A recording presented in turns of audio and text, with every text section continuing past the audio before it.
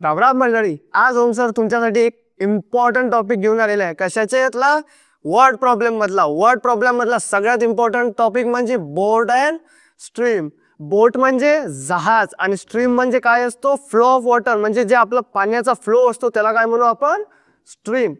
तो बोट and stream मध्ये main दोन टॉपिक असतात. कोणता? एक असतो डाऊन स्ट्रीम आणि दुसरा असतो अपस्ट्रीम. आता डाऊन स्ट्रीम म्हणजे काय होत असते?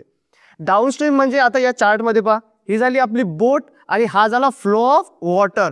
म्हणजे बोटचं डायरेक्शन आणि फ्लो ऑफ वॉटरचं डायरेक्शन जेव्हा सेम असणार त्याला काय म्हणू आपण? Down stream. आता डाऊन स्ट्रीम, आता इथं पहा, या बोटची स्पीड किती घेतलेली होती आपण? बोटची स्पीड x आणि स्ट्रीमची स्पीड y.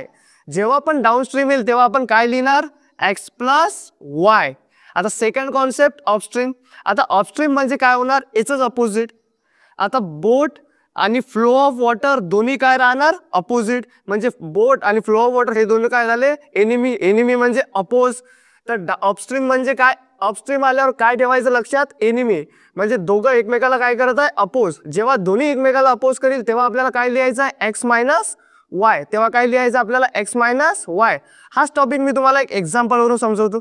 आता इथं एक्झाम्पल पहा काय आहे? अ बोट can travel 12 kilometre per our in a still water if the speed of steam is 3 kilometer per hour. Find downstream and upstream.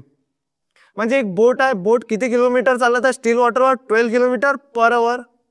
म्हणजे x किती झाला आपला? 12 किलोमीटर पर आवर. आणि स्पीड ऑफ स्ट्रीम किती आहे? y 3 किलोमीटर पर आवर. सगळ्यात पहिले आपल्याला फाइंड काय करायचं आहे? डाऊनस्ट्रीम. डाऊनस्ट्रीम फाइंड करायसाठी आपल्याला माहित आहे काय असतं? x plus y. That is x किती आहे आपला? 12 आणि y किती आहे? 3. टोटल केलं तर 15 किलोमीटर पर आवर. म्हणजे डाऊनस्ट्रीम किती मिळत आहे आपल्याला? 15 किलोमीटर पर आवर. तसंच अपस्ट्रीम साठी आपल्याला माहित आहे काय असतो? अपस्ट्रीम म्हणजे काय होते? x minus y. म्हणजे टोटल 12 मायनस किती होईल?